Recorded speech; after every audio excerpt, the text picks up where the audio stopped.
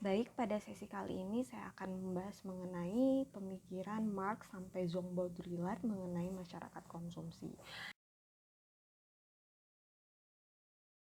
Dalam karya Baudrillard mengenai The System of Objects itu menjelaskan mengenai nilai guna dan nilai tanda. Nah, nilai guna ini berdasarkan pemikiran Karl Marx atas kapitalisme klasiknya, di mana orang-orang membeli barang atas kegunaannya. Misalnya dicontohkan ketika orang membeli baju itu memang karena mereka membutuhkan pakaian untuk digunakan sehari-hari.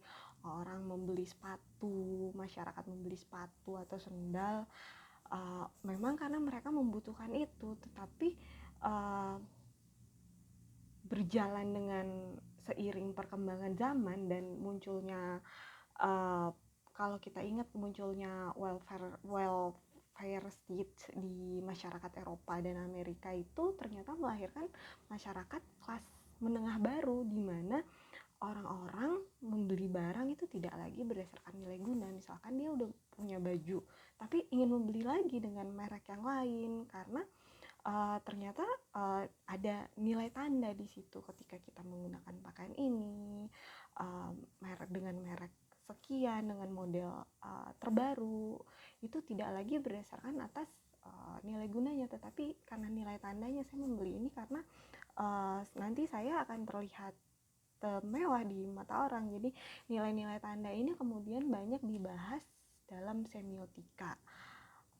Semiotika mungkin akan saya bahas pada sesi berikutnya, karena nanti di situ kita akan membahas tentang bagaimana semiotika dari pandangan Roland Barthes, kemudian Peirce, kemudian Umberto Eco dan sebagainya. Itu membutuhkan waktu yang satu sesi khusus. Nah, nilai tanda, kita kembali lagi, nilai tanda dari suatu objek ini sebagaimana Baudrillard mengatakan ada medium is the message, bahwasannya di situ tanda ini adalah sebuah pesan komunikasi. Pesan komunikasi apa yang tadi yang saya katakan adalah permainan suatu medium. Ini saya menjadi pembeda loh, kalau ketika saya menggunakan barang ini dengan barang yang kamu pakai itu berbeda. Sebagai contoh, misalkan tadi saya bilang nilai guna dan nilai tanda. Nilai guna, saya membeli kendaraan karena memang saya membutuhkan kendaraan.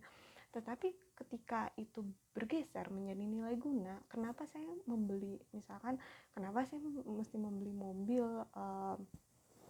Mercedes? Karena saya merasa ingin terlihat lebih, memberikan tanda bahwasannya kelas saya berbeda dengan kelas kijang yang harganya lebih lower daripada mobil Mercedes yang saya gunakan. Nah, itu adalah contoh-contoh dari nilai guna yang bergeser menjadi nilai tanda. Bahwasannya medium is the message, ada pesan yang disampaikan pada tanda yang yang digunakan oleh masyarakat. Nah, itu berdasarkan konsep Eropa mengenai welfare state tadi yang saya jelaskan, bahwasannya itu ada yang saya komunikasikan tanpa saya harus mengucapkan langsung. Nah,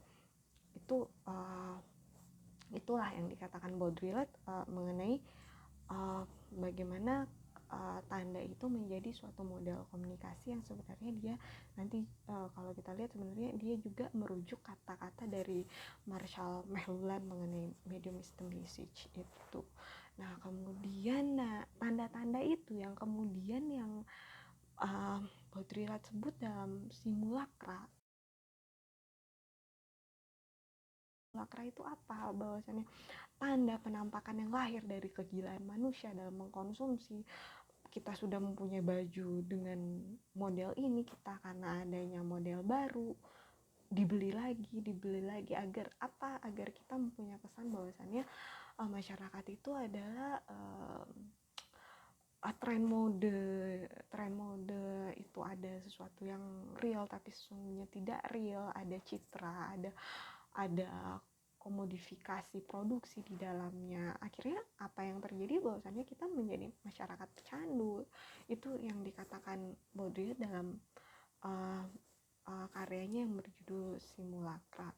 Nah, kemudian simulakra ini, dari simulasi ini, kalau simulakra adalah ruangnya, simulasi adalah tanda-tanda yang bertumpuk itu yang menghasilkan citra. Nah, tahap ini ada 4 tahap, yaitu yang pertama adalah pencerminan realitas dasar, yang kedua penutupan dan pengubahan realitas dasar. Jadi yang pertama adalah pencerminan realitas dasar, itu bagaimana realitas dasar itu pertama kali ditampilkan, kemudian tiba-tiba ada pada tahap kedua ada penutupan dan pengubahan realitas dasar, ada komodifikasi di dalamnya terjadi komodifikasi, kemudian menghilangnya realitas dasar. Ketika dikomunikasi, orang sudah lupa, oh ternyata pada dasarnya ini bentuknya seperti ini. Nah, kemudian inilah yang dengan langkah keempat inilah yang menjadi munculnya realitas semu. Semua orang menjadi, oh inilah model yang sebenarnya. Misalkan tadinya kita lihat, oh pakaian ini gunanya seperti ini, tapi muncullah macam-macam model, macam-macam, yang kemudian ini pada citra terakhir kita jadi lupa esensi dari memakai pakaian tersebut, atau esensi dari menggunakan kendaraan itu untuk agar kita bisa sampai di tujuan dengan cepat. Tapi karena adanya nilai tukar nilai tanda yang dipertukarkan, itu menghasilkan citra baru yang kemudian menjadi model. Kita lupa bahwa esensinya adalah seperti ini. Inilah yang disebut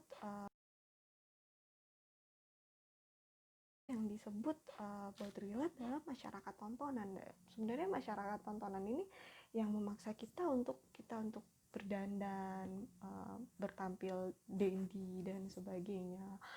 Ini karena apa? Kenapa masyarakat seperti ini? Jadi ruang kita tuh, simulakrum kita adalah sehari-hari itu dipertontonkan menjadi masyarakat hiperrealitas yang kita lihat di iklan-iklan, kemudian artis itu menjadi ikon, atau apapun itu menjadi ikon yang membuat itu dan menjadikan citra itu sendiri, yang kemudian dari hiperrealitas ini menjadikan distingsi ini juga dibahas oleh Pierre Bourdieu, yang mungkin akan saya bahas di sesi berikutnya. Seperti pemikiran Bourdieu, distingsi menjadi pembeda dalam masyarakat. Orang mengenakan Mercedes-Benz dan mengenakan kijang berbeda kelasnya, orang mengenakan fashion ini dan fashion ini berbeda kelasnya. Itulah yang disebut dengan distingsi. Nah, dari fenomena masyarakat tontonan ini, kemudian hiperrealitas dan distingsi, Baudrillard mengatakan ini adalah sebuah simbolis exchange and death, the illusion of the end. Bahwasannya ini adalah akhir dari sejarah, akhir dari politik, akhir sosial, akhir dari ideologi, yang berarti berakhirnya masyarakat sosial yang kemudian menjelma menjadi masyarakat konsumsi. Nah, itu saja penjelasan dari saya. Terima kasih.